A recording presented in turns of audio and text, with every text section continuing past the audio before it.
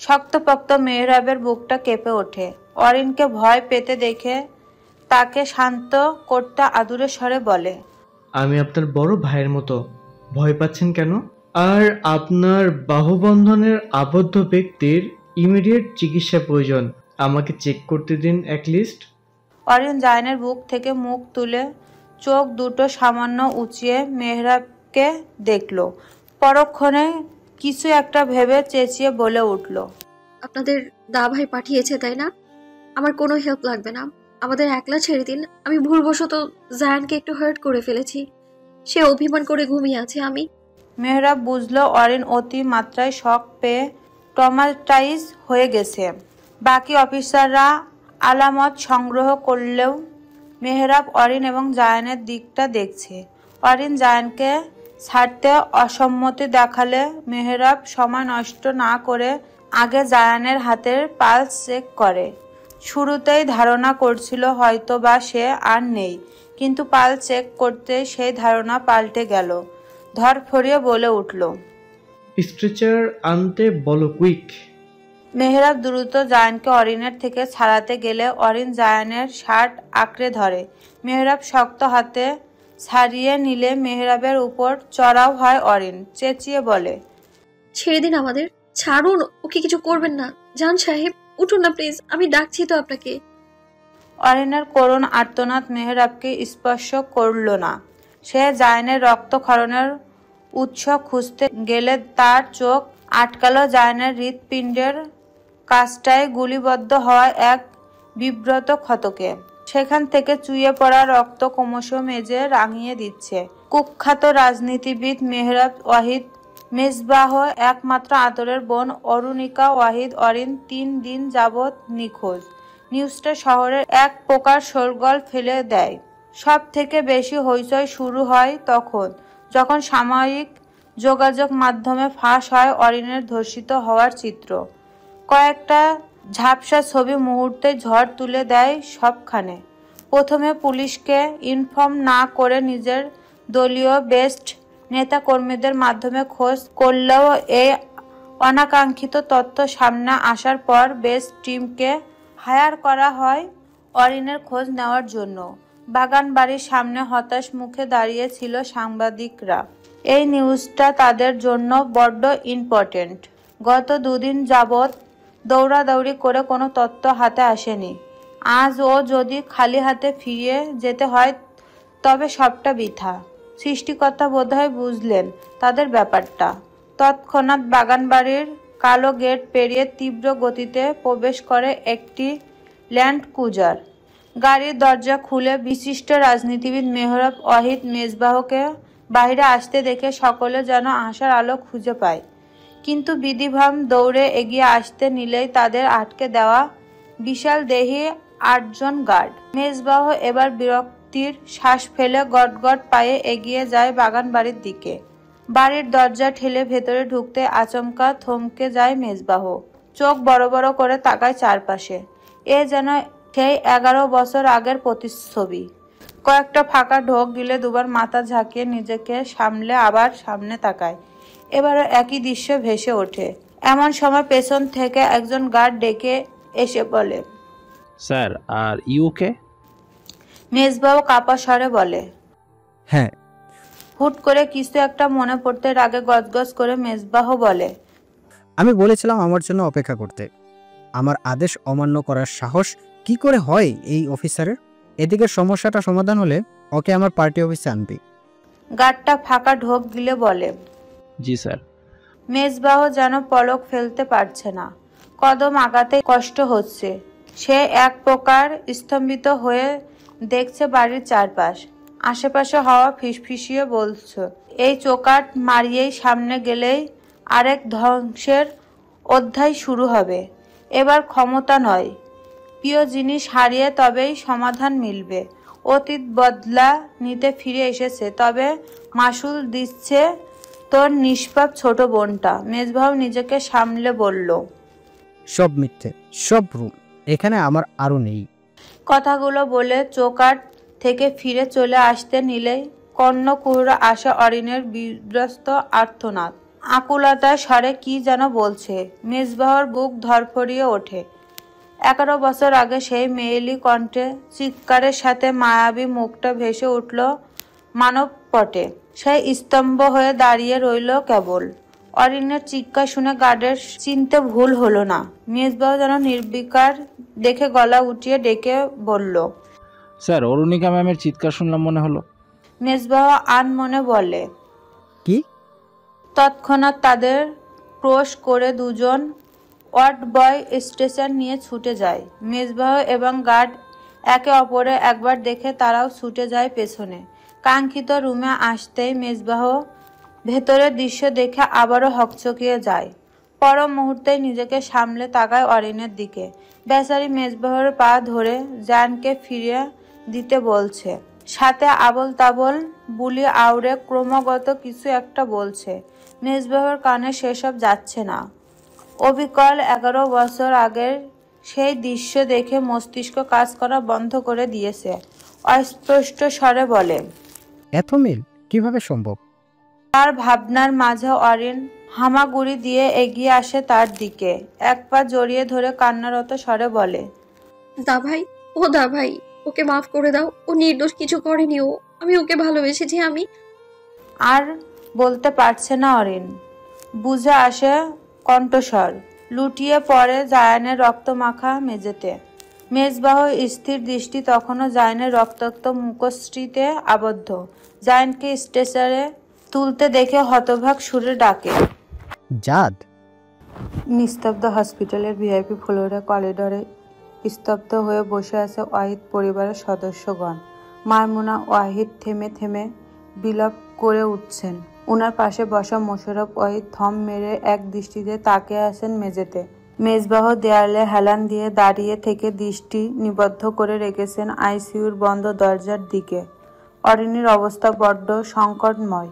মাইমুনা ওয়াহিদ বিলাপ করতে করতে মোশাররফ ওয়াহিদের দিকে জ্বলন্ত দৃষ্টি নিক্ষেপ করে তাচ্ছিল্য হেসে বললেন, কংগ্রাচুলেশনস মিস্টার মোশাররফ ওয়াহিদ। সামনের নির্বাচনে নিঃসন্দেহে আপনি বিজয়ী ঘোষিত হবেন। এখানে বসে আছেন কেন? গিয়ে আনন্দ করুন, উৎসব উল্লাসে মেতে উঠুন। স্ত্রীর কথা শুনে হতভম্ব মুখে তার দিকে তাকালেন মোশাররফ ওয়াহিদ। অবাক কণ্ঠে শুধালেন, কিসব বলছো মুনা?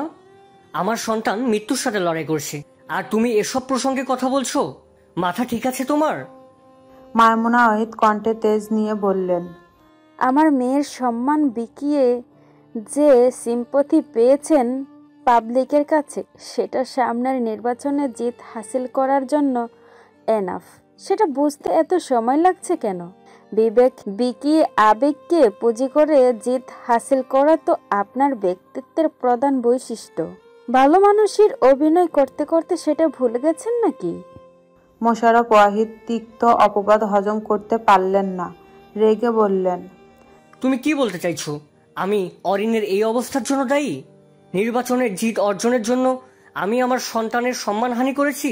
এত নিকৃষ্ট মনে হয় তোমার আমাকে?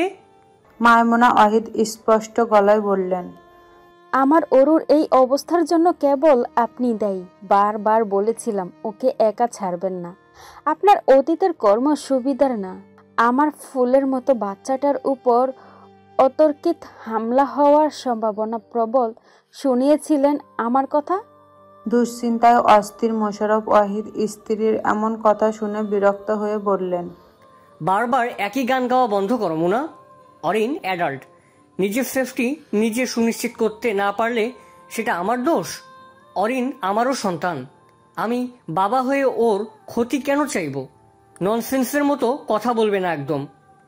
মাইমুনা ওয়াহিদ দ্বিগুণ তেজ নিয়ে বললেন, অন্যের মেয়ের সম্মান নিয়ে ছিনিমিনি খেললে নিজের ঘরের সন্তান কিভাবে সেফ থাকবে?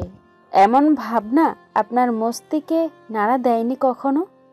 মোশাররফ ওয়াহিদ কিছু বলার পূর্বে মাইমুনা ওয়াহিদ আবারও বললেন, আমি কাকে কি প্রশ্ন করছি? আপনার বড় ছেলের দিক থেকে নজর সরানোর ফুসরত পেলে তবেই তো অরিনের দিকে ধ্যান যাবে। আমি তো ভুলেই গেছিলাম অরিন আপনার অনাকাঙ্ক্ষিত সন্তান। মায়ের কথায় এমনটা মায়ের কথায় এবার টনক নড়ল মেজবাহুর। তাদের ঝগড়াঝাটি থামাতে এগিয়ে আসে। সামনে এসে মাইমুনা ওয়াহিদের কাছে বসতে নিলে তাকে এক ধাক্কায় দূরে সরিয়ে দেয় তিনি। শক্ত কণ্ঠে বললেন, আমার থেকে দূরে থাকো। নেক্সট টাইম আমাকে আম্মা বলে ডাকার দুঃসাহস দেখাবে না। আমি কোনো চরিত্রহীন ছেলের মা হতে চাই না। মেজবাহ আহত চোখে তাকালো মোশাররফ ওয়াহিদের। এতক্ষণ সব সহ্য করলেও এবার রেগে উঠলেন। স্ত্রীর গালে সপাটে একটা চর বসিয়ে চিবিয়ে চিবিয়ে বলেন, খুব তেজ বেড়েছে তাই না? খুব ন্যায় অন্যায় হিসাব শিখেছিস। কাকে কি বলছিস সেটা মাথায় রাখ। তোর মতো 2 টাকার মেয়েরা আমাদের পায়ের তলায় পড়ে থাকে জাস্ট একটা এক্সপেন্সিভ লাইফ পাওয়ার সুযোগে। সৌভাগ্যক্রমে সেটা পেয়ে গেছিস বলে খুব দেমাগ বেড়েছে। মাইমুনা ওয়াহিদ গালে হাত রেখে থম মেরে বসে থাকলেন কিছুক্ষণ। মেজবাহ বাবাকে কিছু বলার আগেই তার কানে আসলো জোরালো থাপ্পড়ের আওয়াজ। মোশাররফ ওয়াহিদ গালে হাত রেখে হতভম্ব চোখে তাকিয়ে আছেন স্ত্রীর দিকে। মাইমুনা ওয়াহিদ তাকে অবাক করে দিয়ে পুনরায় 2টা থাপ্পড় দিয়ে কলারে হাত রেখে তাকে টেনে দাঁড় করিয়ে আরও 2টা থাপ্পড় দিলেন।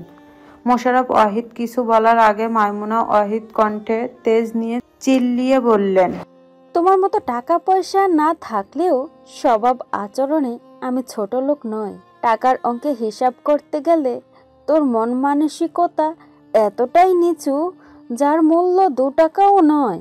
মোশাররফ ওয়াহিদ কিছু বলতে নিলে পুনরায় তার গালে সপটে চর বসিয়ে মেজবাহর দিকে আঙুল তাক করে মাইমুনা ওয়াহিদ বললেন, টাকা আছে বলে চরিত্র বিকিয়ে দেওয়া তোর কর্ম, আমার নয়।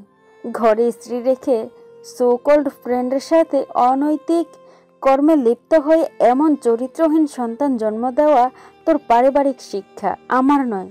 তোর পাপকে ফুলের মতো যত্ন করে বড় করে তোলা আমার শিক্ষা, অথচ নিজের সন্তানের কদর করার সময়টুকু তোর হয়নি। ওর মাঝে যতটুকু বিবেকবোধ দেখিস সবটা আমার পরিশ্রমের ফল। মোশাররফ ওয়াহিদ অবাক চোখে দেখলেন স্ত্রীকে। কিছু বলতে নিলে মাইমুনা ওয়াহিদ পুনরায় বললেন, শেকড়ে টান বলেও একটা কথা আছে। যার বাপ মা চরিত্রহীন তার সন্তান ভালো হবে এটা আশা করাটাই বিরাট বড় ভুল ছিল আমার। আর ওই ভুলের মাসুল দিচ্ছে আমার বাচ্চাটা। তোরা কি ভাবিস ঘাসে মুখ দিয়ে চলি আমি? টিভিতে স্পষ্ট দেখেছি যাদের রক্তাক্ত চেহারা। আমার অরিনের এত বড় সর্বনাশ তোর গুণধর পুত্রের জন্য হয়েছে সেটা বুঝতে বাকি নেই আমার। মেজবাহ সবটা শুনে ধপ করে বসে পড়ে বেঞ্চে। শরীরটা রোবটিক ভঙ্গিতে দেয়ালে ঠেকিয়ে সম্পূর্ণ ভার ছেড়ে দিলেন। নিষ্প্রাণ চোখে তাকায় সিলিংয়ের দিকে। অদ্ভুত ভাবো, 11 বছর আগে সেই জঘন্য অতীত পুনরায় ভেসে ওঠে তার মানবপটে। ভার্সিটির গেট দিয়ে প্রবেশ করা মাত্রই মেজবাহর চোখে গেল তার 31তম সিনিয়র গার্লফ্রেন্ড ক্রন্দনরত মুখশ্রীর দিকে। বেচারি কেঁদে একদম চোখ মুখ লাল করে ফেলেছেন। মেজবাহু ভুরু কুঁচকে এগিয়ে গিয়ে শুধালো, কি হয়েছে অনু? অনিন্দিতা শিকদার 2nd ইয়ারের ম্যাথ ডিপার্টমেন্টের ব্রাইন্ট স্টুডেন্ট। ছাত্রী হিসেবে দুর্দান্ত, তবে এই প্রথম তার রেকর্ড ভেঙে সদ্য ভর্তি হওয়া আজাদ তাওসিফ নামের এক যুবক চমৎকার রেজাল্ট করেছেন। সকলে তার প্রশংসায় পঞ্চমুখ। এটা সহ্য হয়নি আহ্লাদী অনিন্দিতার। সবটা শুনে রাগে অগ্নিশর্মা হয়ে আজাদের হলের কাছে গ্যাং সহ উপস্থিত হয় মেজবাহ। 2-4টা থাপ্পড় দিয়ে শাসিয়ে বলে, প্রথম পজিশনটা আমার গার্লফ্রেন্ডের। নেক্সট টাইম রেজাল্টের ঘড়ি নিজের লেভেল বুঝে উড়াবি। 3rd ক্লাস ছোট লোকদের জন্য মুক্ত আকাশ নয়। তোরা কেবল স্বপ্নের জগতে সীমাবদ্ধ থাকার যোগ্যতা রাখিস। মধ্যবিত্ত পরিবারের সন্তান আজাদ। বাবা মিস্টার আজান তাওসিফ এবং সফল ব্যবসায়ী, মা গৃহিণী। নিজ ভাই শেহজাদ তাওসিফ জায়ান এবং ছোট বোন তাওসিনা তাওসিফ কে নিয়ে তার ছোট্ট পরিবার। বুয়েটে চান্স পাওয়ার পর এক বুক আশা নিয়ে পরিবার ছেড়ে হলে এসেছিলেন আজাদ। স্বপ্ন তার আকাশ ছোঁয়া, কিন্তু মধ্যবিত্তদের স্বপ্ন দেখতে মানা এই কথা সে আগে বোঝেনি। আজাদ বড্ড শান্ত প্রকৃতির ছেলে, মেধাবী হয় দারুণ। আজীবন সময়টা কেটেছে বইয়ের সঙ্গে। অন্তর্মুখী স্বভাবের আজাদের কাছে রেজাল্টই সব কিছু। বিমর্ষ হয়ে সে চিন্তা করল যদি এখন ঝামেলায় জড়ায় তবে সে কখনোই জিততে পারবে না। শিল্পপতির বাপের বকে যাওয়া সিনিয়র ভাইয়ের সাথে ঝামেলা জড়ানো মানেই বোকামি করা। তার চেয়ে বরং সংযমত হয়ে যাওয়াটাই বুদ্ধিমানের কাজ। সেভাবেই সময় পার হতে লাগলো। প্রথম স্থানটা ছেড়ে দিলেও দ্বিতীয় স্থান থেকে কখনোই তাকে টলাতে পারেনি কেউ। তার দ্বিতীয় হওয়া দিয়েও অনেকের অনেক সমস্যা ছিল সিনিয়রদের। নিয়মিত মারধর, অযাচিত র্যাগ, যা তা বলে অপমানিত হওয়া খুবই কমন দৃশ্য হয়ে গেছিল। তাকে টিচারদের কাছেও খারাপ করে প্রেজেন্ট করতেও বাদ রাখেননি। একটা পর্যায়ে ক্লান্ত আজাদ হীনমন্যতায় ভুগতে লাগলো। বাসায় কাউকে কিছু বলতে না পেরে ভেতরে ভেতরে একদম ভেঙে পড়ে।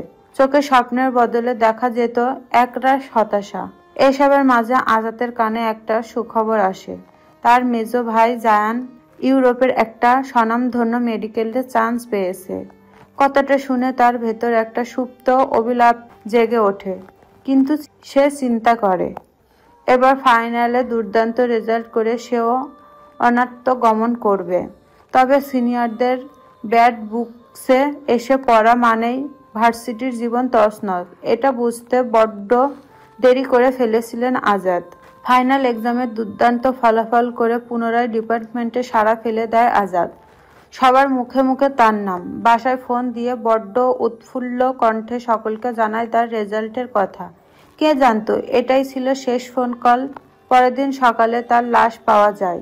বহুতলা ভবন থেকে লাফ দিয়ে আত্মহত্যা করেছে এমনটাই উঠে আসে রিপোর্টে। কারণ হিসেবে জানা যায় গার্লফ্রেন্ডের সাথে ভিডিও কলের গোপন মুহূর্ত ফাঁস হওয়ায় সে মানসিক চাপ সহ্য করতে না পেরে এমন একটা পদক্ষেপ নিয়েছে আজাদ।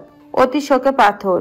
আজাদের বাবা নিষ্প্রাণ কণ্ঠে বলে, আমার ছেলে কোনোরূপ কোনো সম্পর্কে জড়িত ছিল না। এটা আত্মহত্যা নয়, এটা খুন। আমি এর শেষ পর্যন্ত দেখে ছাড়বো। এই কথাটা ভুল পদক্ষেপ কেড়ে নেয় একটা সুখী পরিবার। মধ্যবিত্তদের গলা উঁচিয়ে প্রতিবাদ করতে নেই, সেটা আবারও প্রমাণিত হয়। আজাদের লাশ নিয়ে যাওয়া হয় বাড়িতে। তাকে দাফন করার পূর্বে হার্ট অ্যাটাকে মারা যান আজাদের মা। একাধারে পরিবারের দুইটা মানুষকে হারিয়ে ভেঙে পড়ে সকলে। সব থেকে বেশি ভেঙে পড়ে তাওসিনা। জান বুকে পাথর চেপে বোনকে সান্ত্বনা দেয়। সময় পেরিয়ে যায়। আজাদ তাওসিফ তখনও হন্য হয়ে প্রমাণ খুঁজছিলেন। আজাদের ধারণকৃত ভিডিওটির সত্যতা যাচাই করে জানা যায় ওটা সত্য। সব দিকে নেগেটিভ উত্তর আসলেও আজান তাওসিফ বিশ্বাস হারাননি। জায়ানের বিদেশে পাড়ি জমানোর ডেট এগিয়ে আসলেও সে নারাজ বাহিরে যেতে। আজান তাওসিফ আর জোর করেননি। দুই সন্তানকে বুকে আগলে রাখার লোভটা ওনাকে কাবু করে ফেলেছিল। জোহরের নামাজ শেষে আজান তাওসিফ বাসায় ঢুকলেই দেখে সোফায় গায়ে এলিয়ে বসে আছে আজাদের সিনিয়র নামে সেই বকাটে ছেলেরা। আজান তাওসিফ ভেতরে ঢুকে রাগান্বিত স্বরে প্রশ্ন করে, তোমরা এখানে কেন? ভেতরে কিভাবে আসলে? বের হও এক্ষুনি। এসব শুনে হো হো করে এক জোরে হেসে উঠল তারা। একজন উঠে এসে দরজা বন্ধ করে বলে, আপনার জন্য আমাদের অপেক্ষা, আসুন ভেতরে আসুন। আজান তাওসিফ ভেতরে ঢুকে এগিয়ে উকি ঝুঁকি দিয়ে ছোট মেয়েকে খুঁজলেন। তার উকি ঝুঁকি দেওয়া দেখে মেজবাহ বিশ্রীভাবে হেসে বলল, আপনার মেয়ে কঠিন বুদ্ধিমতী। এক গ্লাস পানি চেয়েছিলাম, সেই যে রান্নাঘরে গিয়ে নিজেকে বন্দি করেছে আর বেরোয়নি। ইমপ্রেসিভ। আপনার সব কয়টা বাচ্চা এত ব্রিলিয়েন্ট কেন? আজান তাওসিফ তাদের জঘন্য ইঙ্গিতে প্রশ্ন দিশেহারা বোধ করেন। কণ্ঠে রাগ ঢেলে বলেন, আমার বাসা থেকে বেরিয়ে যাও নোংরা ছেলে, তোমার মুখ দেখতে আমার ঘৃণা হয়। মেজবাহ কুটিল ভঙ্গিতে হাসে। সিগারেটের ধোঁয়া ছাড়তে ছাড়তে বেখেয়ালি স্বরে বলে, নো টেনশন, আপনার মেয়ের জামাই হতে আসেনি। বেরিয়ে তো যাবই, তার আগে আপনার মাথা থেকে জাস্টিসের চিন্তাটা বের করে যাব। আজান তাওসিফ বিরক্ত হয়ে বললেন, আমাকে হুমকি দিয়ে লাভ নেই, আমি বিচুপা হব না। আমার সন্তানের খুন হচ্ছে সেটা আমি প্রমাণ করেই ছাড়বো। ধৈর্যহীন মেজবাহ মস্তিষ্ক খট করে গরম হয়ে যায়। রেগে বলে ওঠে, এই বুড়ো একদম চুপ। এত পেঁচাল ভাল লাগে না। সহজ ভাষায় বলছি, কেস উঠিয়ে নে। তোর আরও 2টা সন্তান এখনো জীবিত। দরকার পড়লে একটা বিয়ে করে আবার সংসার সাজিয়ে নে। আমার ব্যাড বুকসে আসলে জীবন ধ্বংস হয়ে যাবে। সন্তানের বয়সী ছেলের এহেন আচরণ থমকে যায় আজান তাওসিফ। বা ক্রুদ্ধ হয়ে তাকিয়ে থাকেন স্রেফ। মেজবাহ বিরক্ত হয়ে বলেন, আপনার কৌতূহলী প্রশ্নের জবাব আমি দিব, তবে আপনাকে কেস উঠিয়ে নিতে হবে। আজান তাহসিব কিছু একটা ভেবে বললেন। ঠিক আছে, বলো। মেজবাহ হামি দিয়ে বলতে শুরু করে, আপনার ছেলে একটু বেশি ব্রিলিয়ান্ট ছিল। আমার গার্লফ্রেন্ডকে টপকে টপার হওয়ার বড্ড শখ ছিল তার, তাই একেবারে টপকে দিয়েছে। সে আগে থেকে আমাদের অত্যাচারে অতিষ্ঠ ছিল। সেদিন সন্ধ্যার পর গিয়ে ওকে মারধর করে ছাদে নিয়ে যাই। এরপর ওকে দুটো অপশন দিয়েছিলাম। আজান তাহসিব উত্তেজিত হয়ে প্রশ্ন করেন। কি অপশনস? মেজবাহ বিরক্ত হয়ে বলে,